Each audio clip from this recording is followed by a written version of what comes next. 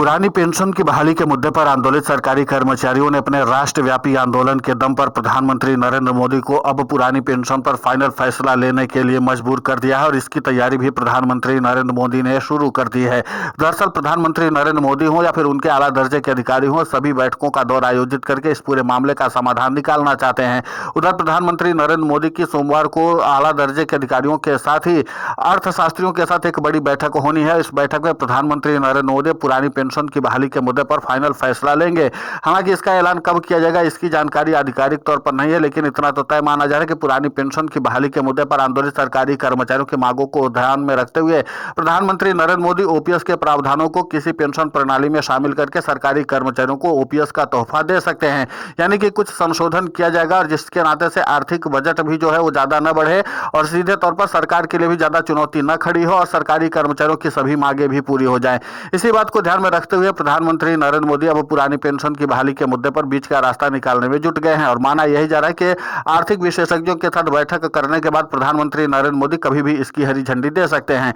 लेकिन यहाँ पर गौर करने वाली बात यह है कि पुरानी पेंशन की बहाली के मुद्दे पर आंदोलित सरकारी कर्मचारियों की मांगों को पूरा करने के लिए प्रधानमंत्री नरेंद्र मोदी के पास 4 पेंशन प्रणाली का विकल्प है। पहला है ओल्ड पेंशन स्कीम, जो पूर्व के सरकारी कर्मचारियों को लगातार मिलती आ रही है और अभी भी कुछ ऐसे सरकारी कर्मचारी है जिनको पुरानी पेंशन की बहाली का लाभ मिलेगा। इसी के साथ दूसरी पेंशन स्कीम है नेशनल पेंशन स्कीम, जिसको हम एनपीएस कहते हैं। ये भी सरकारी कर्मचारियों को अब के जो सरकारी कर्मचारी हैं उनको लगातार लाभ के रूप में मिल रही है। इसी के साथ तीसरी पेंशन स्कीम है यूनिफाइड पेंशन स्कीम, जो अभी के सरकारी कर्मचारियों के लिए लागू की गई थी, लेकिन इसमें तमाम तरह के विवाद और आपत्तियां होने की वजह से फिलहाल ये रुकी हुई है। लेकिन इन सब के अलावा सबसे अहम बात यह है कि पुरानी पेंशन की इन 3 पेंशन के अलावा जो एक और विकल्प है वो है 1 रैंक 1 पेंशन। इस लिहाज से भी सरकारी कर्मचारियों को अब विचार करने की जरूरत है और आपको बता दें कि मौजूदा समय में माननीय जज साहब लोगों को इसी 1 रैंक 1 पेंशन के तर्ज पर ही लाभ दिया जा रहा है पेंशन का। इसीलिए पुरानी पेंशन की बहाली के मुद्दे पर आंदोलित सरकारी कर्मचारियों को लेकर के अब केंद्र की नरेंद्र मोदी सरकार 4 पेंशन विकल्पों पर भी विचार कर सकती है।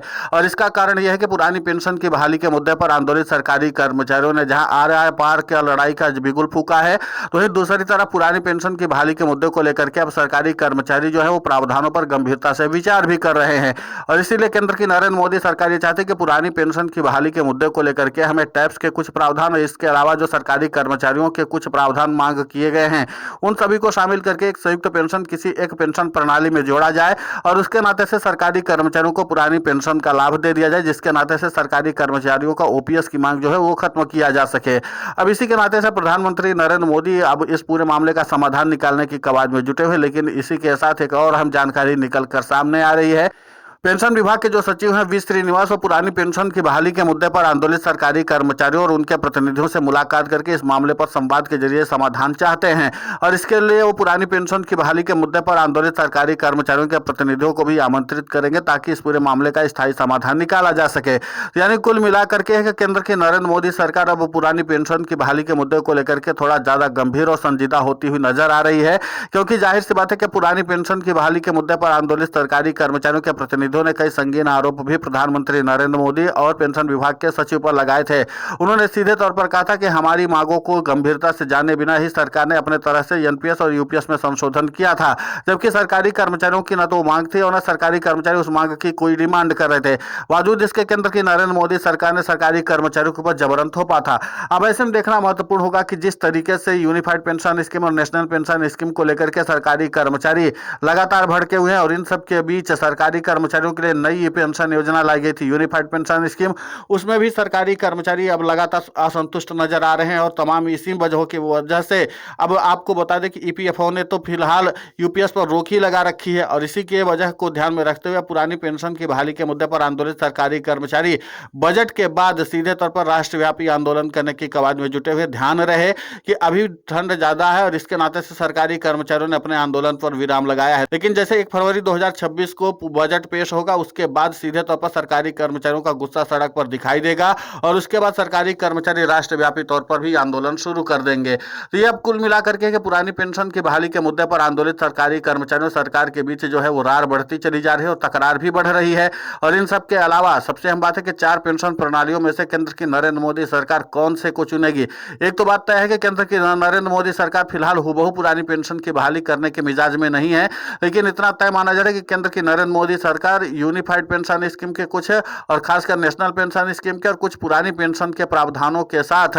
टैक्स वाले प्रावधान को जोड़ करके पुरानी पेंशन की बहाली के मांग को पूरी कर सकती है। लेकिन यह भी देखना महत्वपूर्ण होगा कि अभी आर्थिक विशेषज्ञ इस पूरे मामले को लेकर के क्या कहते हैं और आर्थिक चुनौतियों के बारे में क्या कुछ बहस चलती है। लेकिन इतना तो तय माना जा रहा है कि पुरानी पेंशन पर सरकारी कर्मचारी और सरकार के बीच अब सामंजस्य बनता हुआ तो नजर नहीं आ रहा है। और इसी के नाते से पुरानी पेंशन की बहाली के मुद्दे पर आंदोलित सरकारी कर्मचारियों ने प्रधानमंत्री नरेंद्र मोदी के टेंशन को और भी ज्यादा बढ़ा दिया है, क्योंकि जाहिर सी बात है कि जैसे ही बजट पेश होगा उसके बाद सरकारी कर्मचारियों की मांगों को अभी केंद्र की नरेंद्र मोदी सरकार पूरा करने की मूड में दिखाई नहीं दे रही है। इसके अलावा बजट में केंद्र की नरेंद्र मोदी सरकार इस बार टैक्स में छूट देने का योजना बना रही है कि सरकारी कर्मचारियों की तनख्वाह और पेंशन पर जो छूट है उसको थोड़ा सा और भी ज्यादा बढ़ा दिया जाए, यानी कि टैक्स पर छूट दे दी जाएगी। तो इसके नाते से सरकारी कर्मचारियों की बचत बढ़ेगी, तो जाहिर सी बात है कि सरकारी कर्मचारियों को ज्यादा आर्थिक बोझ नहीं लगेगा। लेकिन पुरानी पेंशन की बहाली के मुद्दे पर आंदोलित सरकारी कर्मचारी फिलहाल हूबहू पुरानी पेंशन की बहाली की मांग पर अड़े हुए हैं और सरकार के सामने कई तरह की चुनौतियां पेश कर रहे हैं। अब 4 पेंशन विकल्पों में से केंद्र की नरेंद्र मोदी सरकार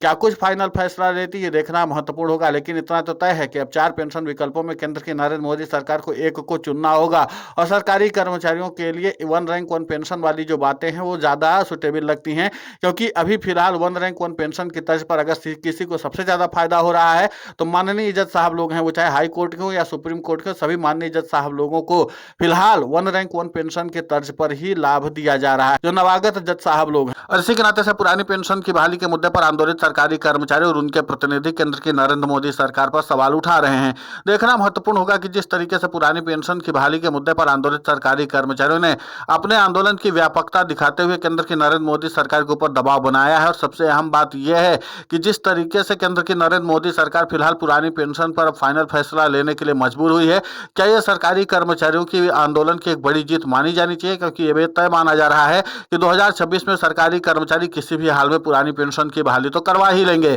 और इसी के नाते से पुरानी पेंशन की बहाली के मुद्दे पर आंदोलित सरकारी कर्मचारियों को लेकर के all India NPS employees federation के राष्ट्रीय अध्यक्ष डॉक्टर मनजीत सिंह पटेल ने कहा था कि चरणबद्ध तरीके से आंदोलन करने की जरूरत है, यानी कि एक कर्मचारी संगठन एक महीने में आंदोलन करे तो अगला कर्मचारी संगठन अगले महीने में आंदोलन करे। ऐसे करके अगर सिलसिलेवार तरीके से सरकारी कर्मचारियों का आंदोलन चरणबद्ध तरीके से चलेगा तो सरकार बहुत जल्द दबाव में आएगी और पुरानी पेंशन की बहाली होगी। फिलहाल इस पूरे घटनाक्रम को लेकर के आपकी प्रतिक्रिया बहुत महत्वपूर्ण होती है, आप हमें कमेंट करके जरूर बताएं। साथ ही पुरानी पेंशन की बहाली के मुद्दे पर हम लगातार आंदोलित होकर के खबरें चला रहे हैं। आप हमारे समर्थन के लिए चैनल को सब्सक्राइब करें, खबर को ज्यादा से ज्यादा शेयर करें ताकि पुरानी पेंशन की बहाली का मुद्दा और बुलंद हो।